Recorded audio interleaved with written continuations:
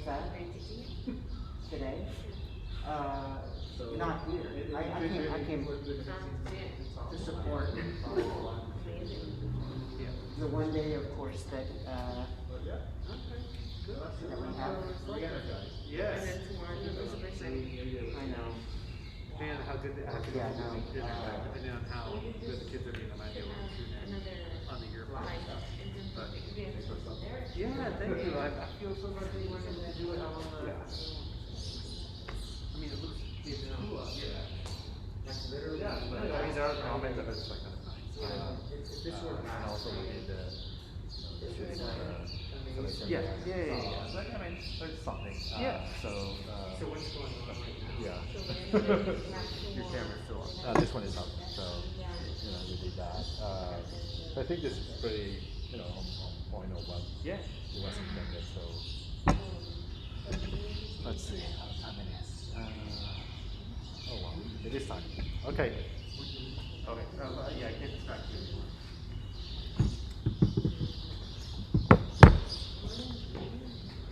Okay.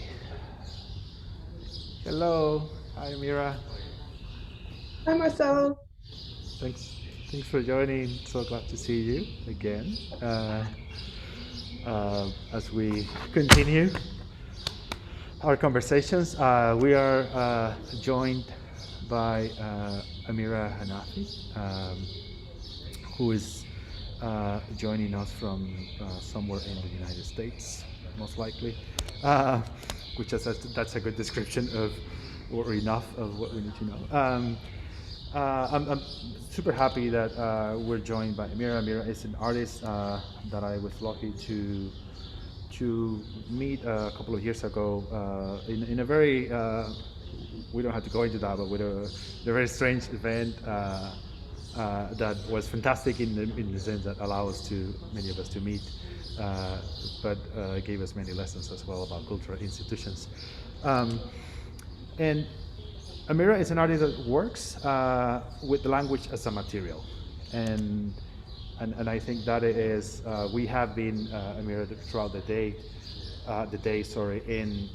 in sort of two instances the discussion of language have come up, but not necessarily right. Language as a material, mostly as the way that we use language, and maybe how do we instrumentalize it, or what do we do with it, or what is the relation within language and practice, and or the kind of practices that are defined by language. So I think that it's an important distinction to make in relation to your work and maybe other thoughts that we have discussed about language. I also was when I met Amira in her work, I was completely fascinated by the work of the Dictionary of the Revolution. Uh, that I'm not sure if Amira will elaborate on that or not, but a beautiful project that engages with language as the matter of an extremely important social act, that language served, and I guess serves still, as a way of defining and kind of creating the memories and the definition of a specific situation. So I will don't give too more of a bio. We have it published on the web. But Amira, thank you so much for joining, and I will leave it up to you from now. Thank you so much for having me, Marcelo. And I was happy also to get to be able to catch some of the conversations earlier today. And yeah, it's been a really interesting event so far. I'm sure you're tired, but I'm I'm a good high talker. spirits. Yeah. So I'll take up a lot of space, don't worry. So I'm going to talk to you guys today about a little bit about my practice, a couple of projects, including the one that Marcelo likes and wants and invited me because of. And also then I'm going to make a few propositions about language that can help us to start a conversation or continue a conversation. I'm gonna start by inviting you to interact with a piece of work that I'm doing right now, or that I launched this past fall. There's a link in the chat that you can click. If you don't know what to do with it, don't worry. I'm going to tell you more about it right now. I'm going to share my screen because I've got slides, like everyone. Like everybody has slides, I've got slides.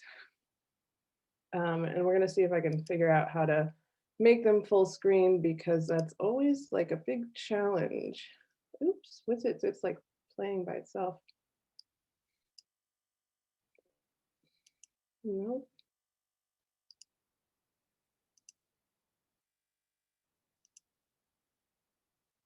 No. Yeah, that's full screen. Oh, it's full screen without the address bar even? I think the address bar will remain. Regardless. Yeah, in this case. Cool. All right. So the link that I've sent you is a project that I started in the fall of last year, preceding the presidential elections in the United States. And it's entitled A Language Act. It looks like this a bit. What it is, this is that I uploaded onto Google Docs a copy of a proposed piece of legislation that's in the US Congress from 2019. It's Amira? Yeah. Sorry to interrupt, just to make sure, we are seeing the screen that says a language act. I'm not sure if we should be seeing the okay, now we're seeing it. Oh, interesting. Great. Huh. Yeah, now it is there. Thank you for that. Now it's there. Oh, now you're seeing. Now we're seeing everything. Yeah. This is really a challenging thing. And I'm gonna get it fixed, and then I gotta get out of this full screen, I think. We are good. Now I'm stuck.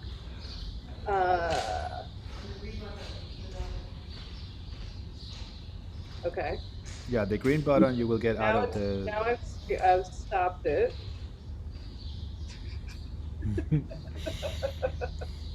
All right, I'm gonna stop it and start it again, is what I'm gonna do, because it wouldn't let me out of there.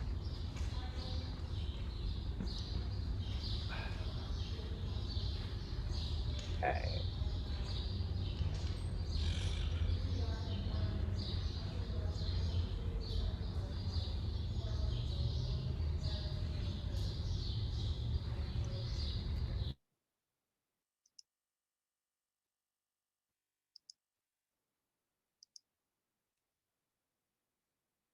Is that working?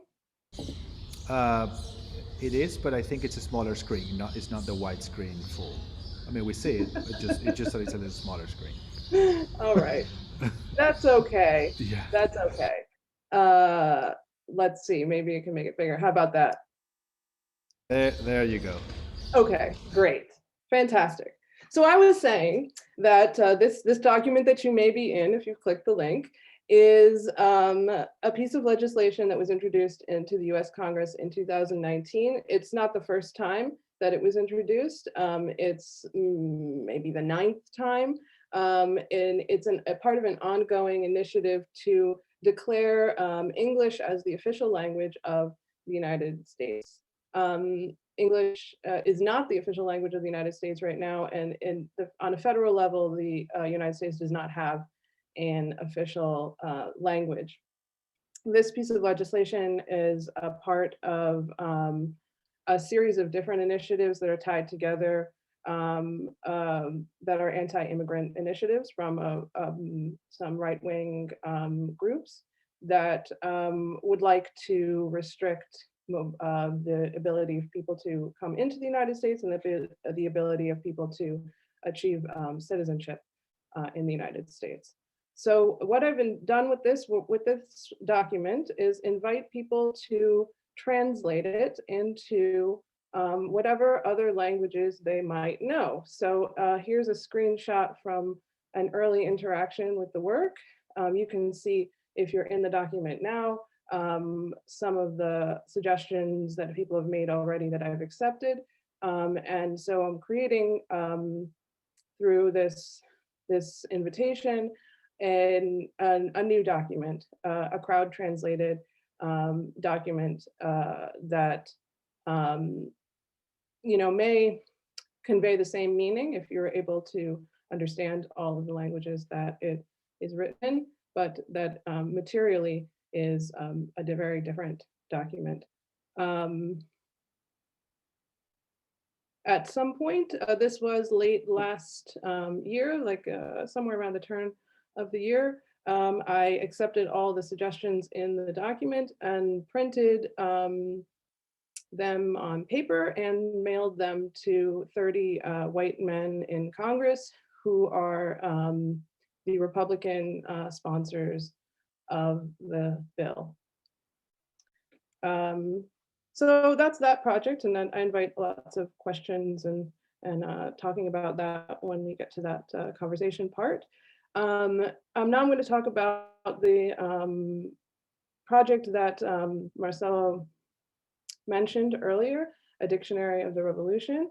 Actually, I'm going to also now, if I can figure out how to do it technologically, I think I can.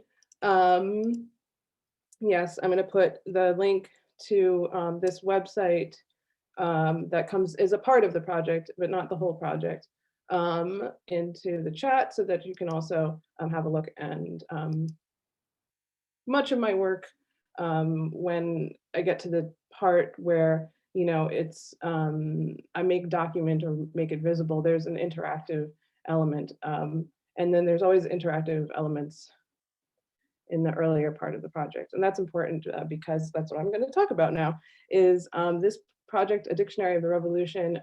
It was designed to try to document a phenomenon that occurred in Egypt after the uprising in 2011, which was an event that I fully participated in. And when I set out to do this project, I did think about it as trying to document a phenomenon, which was this sort of explosion of political speech. And what I mean by that is speech in public that had political content, that talked about politics. And this is like a new phenomenon in Egypt after many decades of very repressed space in public space, repressed speech, a lot of censorship and arrest and squashing of dissent. And during this period of time that I was trying to document, which was some time between say 2011 and 2014, there was this sudden opening of public space for speech that contained dissent or critique of the state. Nowadays in Egypt, just as a little information, that space is entirely closed and perhaps is even far narrower than it was preceding the uprising that began in 2011. So in order to document, these are just, this slide shows you sort of like the progression of the project, which I spent many years doing. And I'm going to focus on talking about this performative research phase, because coming out of the project, it's the part that I think was the most successful, and that I am more interested in pursuing things that resemble it in my practice now. So in order to try to document, I designed this card, these vocabulary cards that were in this like handheld box. And each of these words is one that was used commonly in the kind of speech that I was describing. So my team and I, we took this box and traveled around the country beginning in 2014. and asked people to, there was like a central question in the project, which was like, how has the meaning of this word changed since before the revolution and after? But you know, we were really just starting conversations, and people would open this box up and, you know, like just kind of riff on the language that was in the box. And it, you know, it was a really powerful object actually, because it sort of like held in a tiny little box, like for someone who had experienced this time period, you know, it really, it some way described it, or was able to like get to evoke description. Those are all propositions I just made that I'm not certain about. So anyhow, where was I? So this interaction, like we recorded all of these conversations. There were about 200 of them, each of them about an hour long. So there was like this huge archive of conversations that I then, you know, sat with and archived. I made like a whole archive, and then I had it transcribed, and then I created these texts and wrote the dictionary, and then made this like publication. And the publication is really interesting looking. You know, this is this digital publication, and I worked with a programmer, Yusuf Faltas, to design these visualizations, these D3 visualizations that describe the relationship between the terms in the dictionary. So basically what these diagrams do, which maybe if you're on the site now, you're playing with them. It's like one of the most interesting features, I think, of the site for people, is what they do is they basically answer the question, when you talk about one term, what other terms do you also talk about? And they're achieved by like a machine reading of the entire text of the dictionary that then, you know, makes this crazy Excel sheet with like all these binary numbers and blah, blah, blah, blah, blah. Anyway, they like make these cool looking diagrams. I'm gonna tell you, actually, I wasn't planning to say this, but now I've been lately thinking about this website, like actually removing the entire text and just leaving these diagrams on it, because there's a problem, and this I do want to say, that I keep thinking about in terms of this project, which is that I have fixed or written history through this project, which is, you know, and like I said, I when I set out to, like, was trying to document something, but if I were to go back and do this project again, I wouldn't set out to try to document. I would try to, I'm gonna go back to this slide before, and this is the success of the project. This phase of the project was the part that I think was the most important, because it was a performance of language. It was an invitation for people to repossess this language that had been, you know, used in the media, and tried to redefine, tried to, like, you know, there's all this struggle about like defining these terms, and I tried to capture this like complex texts. I wanted my texts to be, you know, encompassing multiple perspectives, but in the end, they do the same thing that I would like to resist now, which is fixing the meaning of language, rather than admitting that the meaning of language is fluid. It's something that's constantly changing. It's a living, breathing thing, language.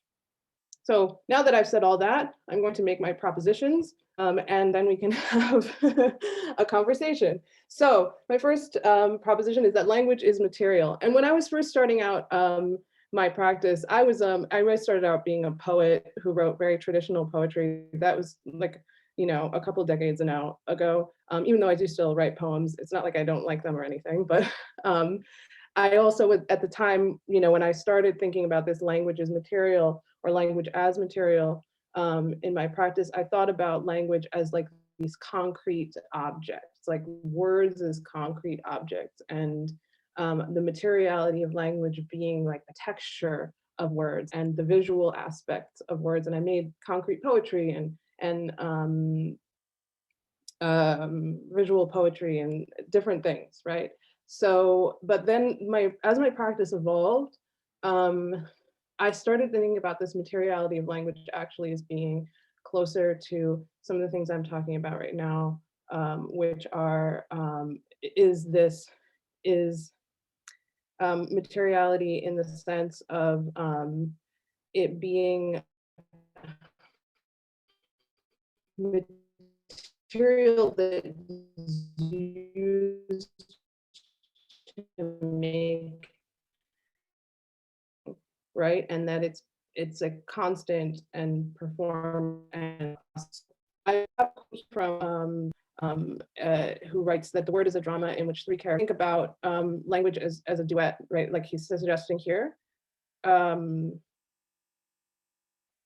Sorry, it said my internet connection is unstable. So in case, let me know if anything. Yeah, I just wrote in the chat. We lost you a little bit there on this last two comments, which Okay. maybe is a good idea to go back to them.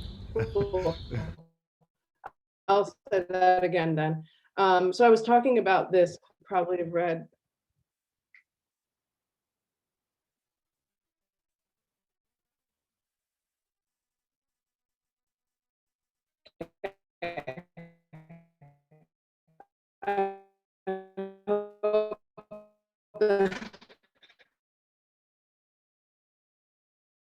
Back now. So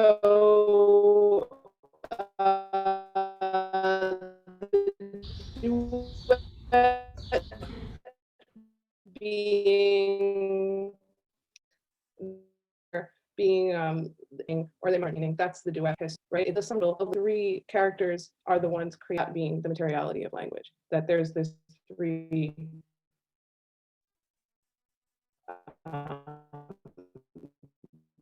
characters or this constant process. Language is, let's just go with it for now because I don't have better way of phrasing.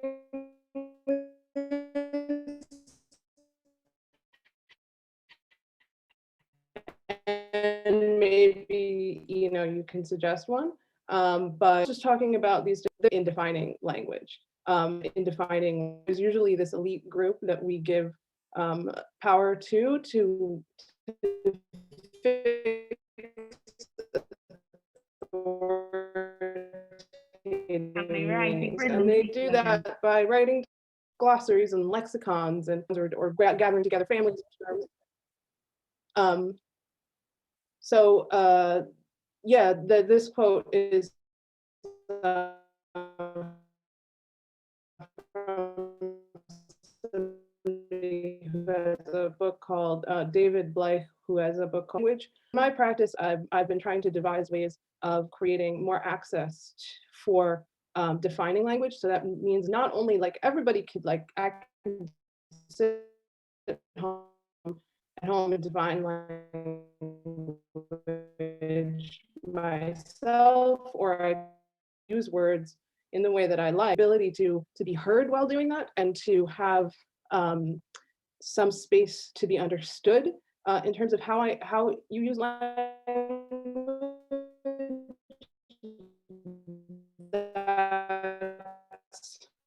I would like to increase. Sorry give to more power to more people to really make it. Yeah. Sorry to interject a second. The connection is very spotty, so I'm not sure if it's either turning your maybe camera off or might help to just at least the audio goes more smooth, so we don't lose much of your thoughts.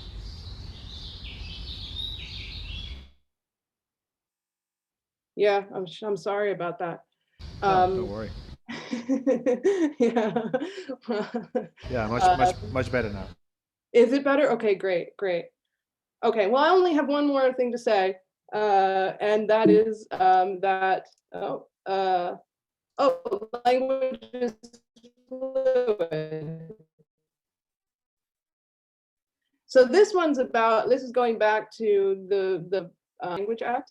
And this quote here is coming from a woman named Ophelia Garcia. She is a scholar and educator here in the United States, and she works with this idea of translanguaging, which is creating classrooms in which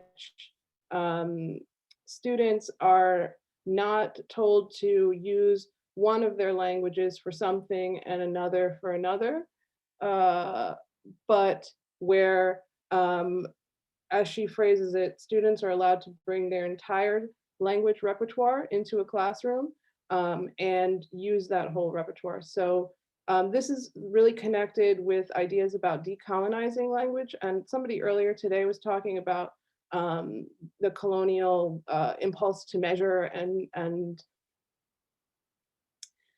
to box things and categorize things. So language is colonial, the colonized, decolonizing language basically means not keeping languages separate and admitting that that there are not necessarily distinct languages, but that everyone is speaking a unique collection of language. And so that's the proposition here, is that language is fluid, and that there should be spaces where we are not necessarily distinguishing one language from another. That brings us back to where we began with a Language Act. Thank you for putting up with the technological stuff. And let's talk now. That's great. Yeah, I think if you, now that you have not your screen, you can maybe bring your face back, with your camera back. Yeah, I sure hope that it will should be fine. Around. No, thanks so much, Mira. I think it's. I mean, of course, I learned through your work through the Dictionary of the Revolution, but also been following things, and your last project on the Language Act. On the HR 997 bill. I think it raises important questions to write all of us in terms of, I would say all of us, maybe more explicit as all of us that move from languages as idioms, as defined language, right? I move from Spanish to English constantly, and I also sort of speak Spanglish, right? Which is not neither of them. So I wanted to ask a little bit about the Language of Act project and the bill, the HR 997. What are the problematics? What are the issues of definition, or even if the definition is inclusive? Would it be even better that we actually have any kind of definition or not, or because I'm sure, and I know that your project is not necessarily trying to solve any of these things, but directly, but I think there's something very provocative and active as well as trying to rewrite that bill in as many languages as possible, and what in a way. Is it demonstration? Is it an act of translation and mistranslations? Because I'm sure that not all words or meanings of words or ideas always have the same connotation in different languages. So there's a little bit of the impossibility of that, and the acknowledging of that impossibility. So I don't know if you have thoughts on some of things I said, even if they make or not that much sense. They make sense.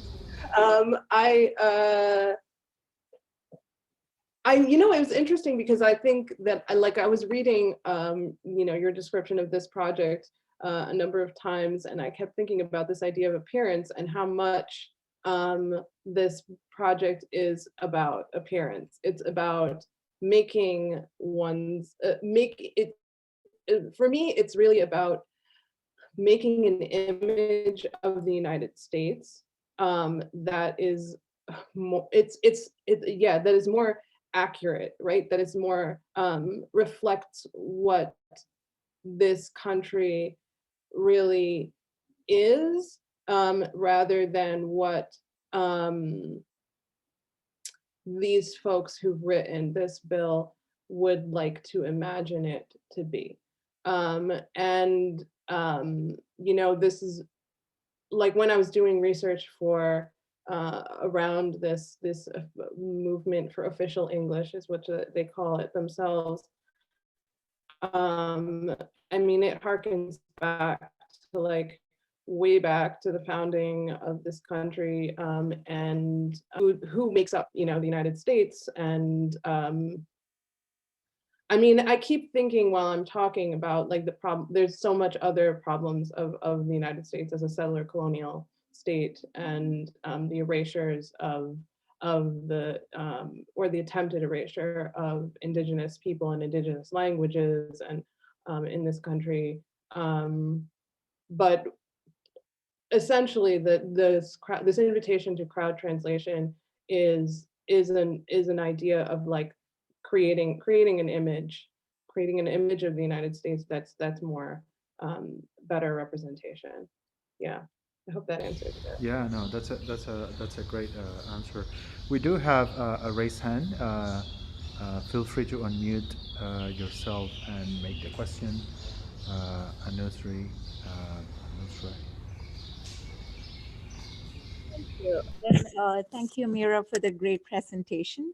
I am Anushri. I'm a PhD student here at Texas A&M. I have two questions / comments. So I really liked what you talked about decolonizing language and translanguaging. So I'm from India, and most Indians speak at least 3 to 4 regional languages. And at the same time, we are also taught English in schools right from kindergarten. But in that process, what happened in my school and what still happens in most Indian schools is that we are penalized for speaking a language other than English in school. So we are strictly not allowed to talk our mother tongue or any regional languages, and we are only ever allowed to speak in English. And I feel like that sends a very strong message to young kids about what languages matter and what don't. Yeah, okay. Anyway, that's one. And the second one is I really like your Language Act project. And I was wondering if you got any responses from the senators, and if so, what was it like? I'll just quickly answer the second question first, because the answer is no, I didn't hear anything back. I wish I did, I really do, but I got no response. And there were several ways that I put in the envelope to get in touch. One being, you know, like go into the document itself and like, you know, you can untranslate it or whatever. But none of that happened, as far as I know. To address your, I think, you know, yeah, of course, the context of India is like, yeah, that's a super colonial idea that you know, you can't use English, you can't use a word other than a language other than English in the classroom. And I can't remember exactly how you phrased it, but I don't think there's anything subtle about the message being sent to the kids. I think it's really direct. It's like directly like,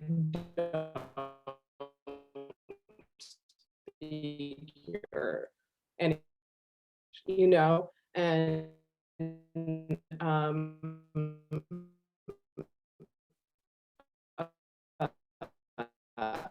I lived in Egypt for a long time. We lost. Place Sorry. to think about something. You know, there's this idea in Egypt.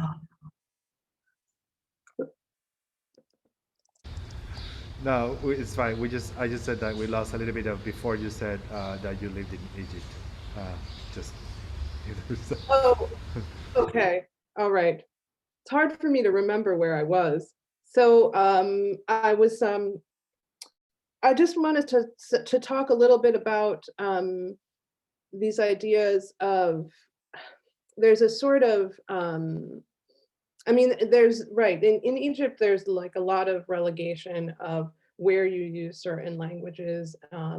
You know, you use English, like you should speak English, but also at the same time, the government, the state is really interested in Arabization of everything and like making everything Arabic in their state schools.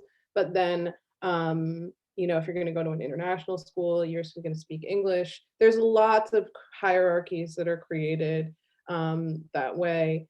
And there's also something that I'm really interested in, which is thinking about, which is this sort of shame of speaking English. Actually, like there's like a you know, like an like, because in some spaces, in some classes in Egypt, Arabic is actually getting lost, right? So you have like, especially in like these, you know, upper middle class, a lot of the generation that's coming up now, maybe even their parents don't really speak Arabic anymore. They speak English at home, and Arabic is, you know, when they type Arabic on they type it in using English letters. And then there's this like layer of shame that a lot of people have around that, of like, oh, I don't speak the language that I'm supposed to speak, and like, you know, and then there's sort of idea of like, okay, well, if I want to be more authentic, then I'm going to have to speak like a pure Arabic, right? And I have to like eliminate English. And so this is what I've been thinking a lot about, is like, how can we, you know, first admit that like you can't undo history, you can't undo it, you know, like English is there, and is it possible to like not lose not lose languages, but also admit that these sort of meshing of languages together is not necessarily a place where you have to be like that, no, now I've like lost my identity as, you know, this ethnicity, or this, you know, like is that necessarily what's happening? These are questions. They're not statements, they're questions. And I'd love to hear anyone who has some thoughts around that. Yeah, I mean, absolutely, and I might speak a little bit to that myself as a way to continue this conversation into the way that as we were constructing this the installation for this event and so on. Among the group of us that were doing this, part of us taught Spanish, and in the process sometimes we moved from English to Spanish, and kind of fluidly, of course. But immediately the kind of, oh, you're a little different in a different language came up, right? The kind of definition of someone through the way that language manifests and express. And I would say, as a kind of, it's almost like it builds much more about the person, the attitude, and so on. So I think it's so critical to think about it as a ledger, that kind of multiple, as you're describing it, right? The kind of role of language is something that really doesn't need to question the existence of one thing versus the other, but also just build upon and understand that actually I think it's super interesting, because we, for myself, that have been kind of moving significantly in my life, but engaging with the issue of language in personal terms, in emotional terms, in professional terms as well. So I think that it really also has had an impact in the way that I engage with it. I'm interested in language in language and writing, and to be specific, and so all these things really have also made me aware of, and maybe that's some of the reasons that I loved your kind of work and practice, because it really values the kind of impact of a word, and how 1 + 2 + 3 can actually alter the meaning and the impact of something. So I you know, in a way as well participated, embody these tensions and dialogues. We now have raise hand. Zach, feel free to unmute and jump in. Yeah, first of all, thanks so much for this talk. Really, really interesting. I'm originally from Texas, so I'm an English speaker originally, and I've kind of delved not really far into learning another language. So it's really interesting to hear about this language fluidity. And I see it as, I think the maybe misconstrued point behind some of this legislation is English as a unifier, which I don't see it that way. I see language fluidity as a unifier. So having two separate languages and being proud that you can speak that language, but then it's a patriotic event to want to connect fluidly to your fellow American in a certain language, but a kind of a cross language. So I think that was just a kind of my take on what you had asked a moment ago. Yeah, I like also think about a lot of the time about how impractical these propositions actually are too, in terms of like, it's really sad sometimes to me. I'm like, because there's a lot of research that proves that if you speak more than one language, that there's like, you actually like your brain is just like more capable of doing a whole variety of different things that don't even necessarily have to do with language, right? That there's like this idea that multiple languages is like this problem that needs to be solved, rather than this celebration of, or not just even celebration, because that sounds just kind of cute. The point I'm trying to make is like that it's a resource, it's a huge resource, that if that actually that like this kind of effort is trying to eliminate a resource that is actually makes us richer, yeah. So really thank you for your comment. And also, yes, and I mean, I actually grew up, even though one of my parents is Egyptian, and he doesn't his first language was Arabic. I grew up speaking English at home, and because of his ambitions as an immigrant, or not ambitions even, I think it was practical. It was a practical decision to like, let's raise the kids without speaking Arabic. And I was used to be very angry about that. When I got a little older, I was like, well, you stole something from me, like I could have had this thing. And the way I made myself feel better was actually went and learned how to speak it. And, like learned how to, I'll never be a native, speaker of Arabic, but I lost all of that anger and the shame and all of that just by like, making a little effort. And yeah, and I think that it's unfortunate in the United States that the general approach in schools is to introduce a second language very late. Like you're like 14 or something. And they're like, oh, let's try like speaking another language. When if you're like 2, you don't even have to make an effort. Yeah. I'd love to hear more from others. Yeah, I'm sure we have multi-language speakers in here, or that have confronted a little bit of that as well. So feel free to jump in or raise your hand. Tari, is that true? Yeah, go ahead.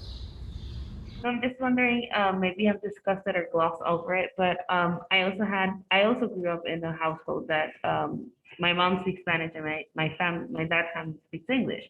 But I think there's something much more interesting, is that this role of identity, like how it's not only the language and the resource as you are proposing, but there's this invisible construction happening through language, that I'm kind of wondering how, in your take of like language of fluidity, is there something also to be said that language could be this opportunity to kind of maybe re-envision what physical identity is, and how are these other relationships of materiality kind of either go wrong, or kind of could be on the positive side. So I don't know. I did struggle a lot, like you were saying. I was kind of when I grew up, I was also kind of pissed off in the sense of like, why did you teach me only English and then insert me in a Spanish school? I suffered, and I always kind of work on that. And now that I'm here in the United States, I'm originally from Puerto Rico. I think there's something about this fluidity that kind of I was absorbed through it naturally, right? But is there something that you have found with this topic and maybe looking further into kind of language as words, but have you seen something more stronger in terms of how language maybe helps this idea of identity or this physicality of us throughout maybe I don't know multiple generations or maybe different cultures or even between classes that you have identified through your projects? So I feel like it's a big question, so I'm gonna try to like jump in Yeah, where. Yeah. I really, it was lovely though. Lovely to hear you talk about your experience and I mean, I want to try to talk about I mean, I think that my approach is very much it originates in identity rather than in originating in language, right? Yeah, it's definitely you're totally right. It's like about something like Marcelo just said about difference, right? Being different in another language. And yes, I mean, I wrote this in a proposal that I didn't submit for anything. You know, sometimes I just write like, you know, proposals for, you know, like my work. I'm like, oh, what am I doing? Right. And I wrote it like a couple of years ago, and I keep thinking about it about like I was like, well, what I'm doing is trying to create a language that expresses fluidity of identity, right? Because you know, yeah, I'm not one thing, and I'm not like I don't want to be one thing. I want to be multiple. I want to shift. I want to one day, you know, I mean, obviously, like I don't want to do it every day, but it sounds exhausting.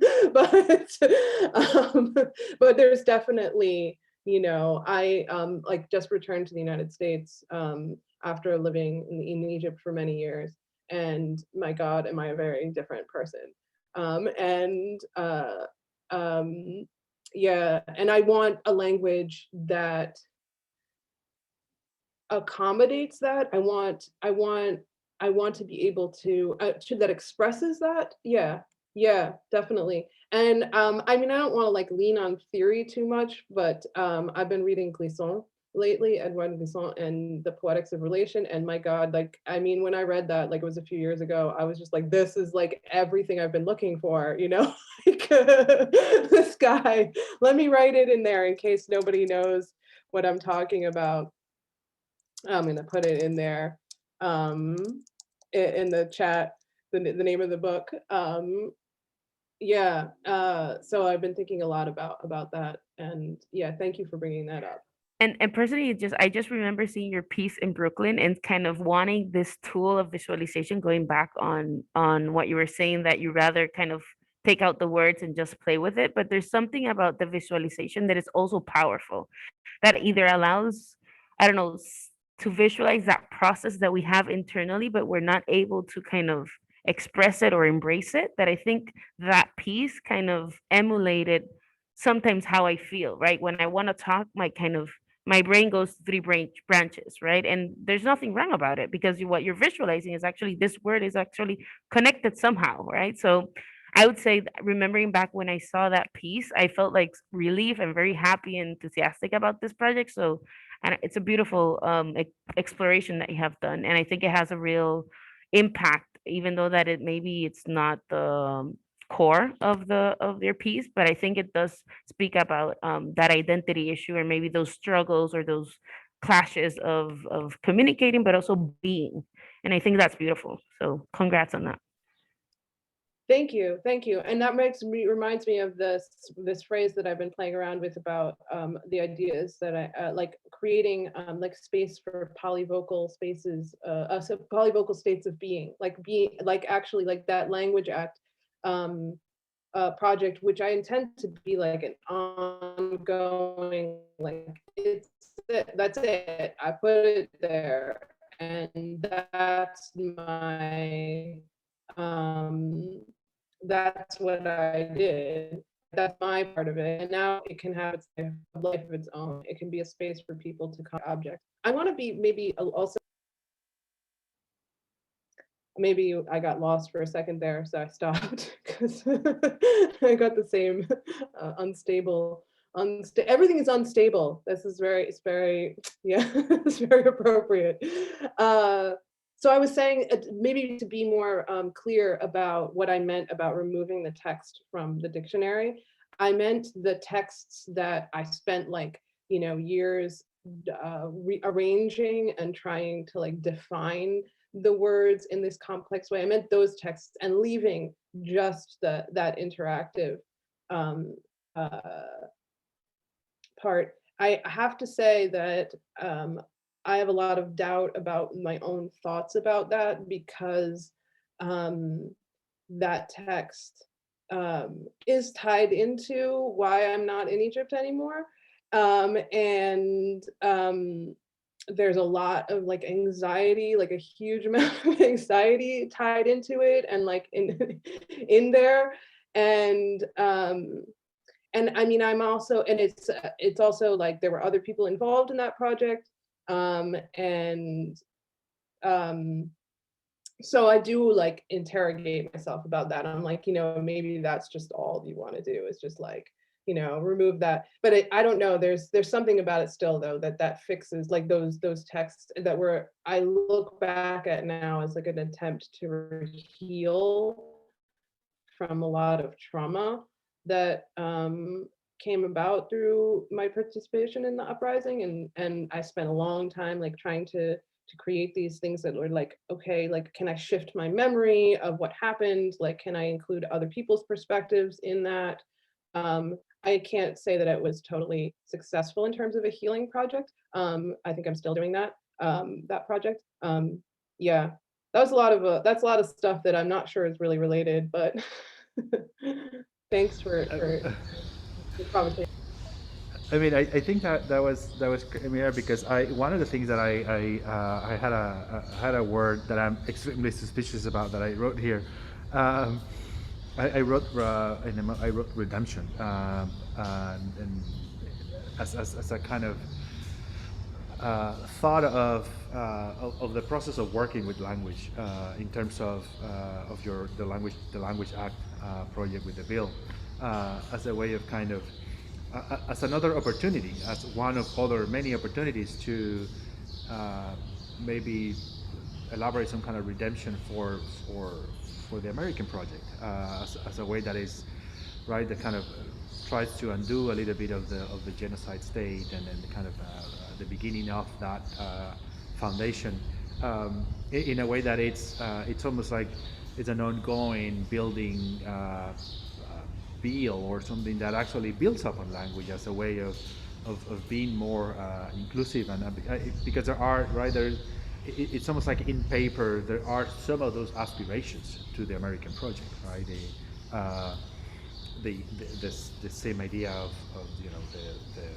the nation of all, the inclusiveness and all those things. It's almost like they are there at the same time that the project of the United States was built upon genocide and so on. So it's but I like, because I was trying to pair a little bit of the healing with redemption, right? It's as a kind of way, and as at a different scale, because it is a fact of that actually produce tension in our daily lives. When I moved to Texas, I was hesitant to speak Spanish in public, and when they didn't arrive a couple of months after, in less than a month, right, there was someone kind of inquired in a store, kind of, why we were speaking another language. So so these things are, right, kind of very, very significant and very material, right? And as you are pointing that out, so I'm even more appreciate now of your work, and kind of having the chance to know more about, right, the complexities, the nuances, but really loving the idea of the language as a material. I don't know if you have some last thoughts for us or anyone else in the audience before we transition into our last but not least presentation. And thanks for putting the poetics of relation of Kizan there.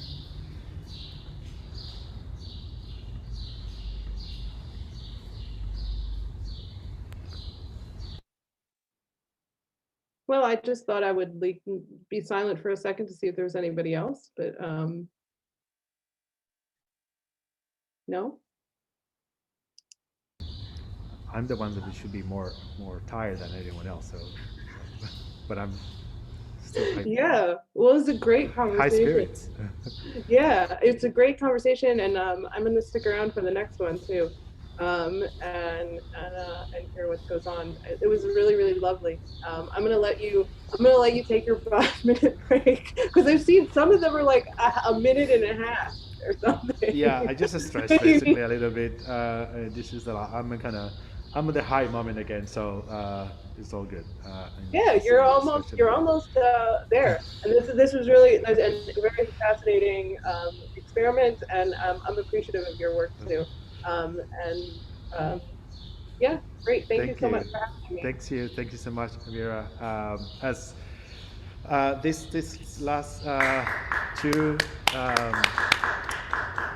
guests, in a way, I would say maybe struggle a little bit in kind of I attach a word to all guests in relation to their work, so it was a little bit like a reading of their work, and I attach language to Amira and an appearance to Fernando, who will join us in a moment. But I think there is going to be, in part of the work presented, there might be an interesting kind of dialogue between those two concepts and words. So we will be back in 2-3 minutes. Don't leave, and let's hear from Fernando in a moment. I'll leave you with the birds again.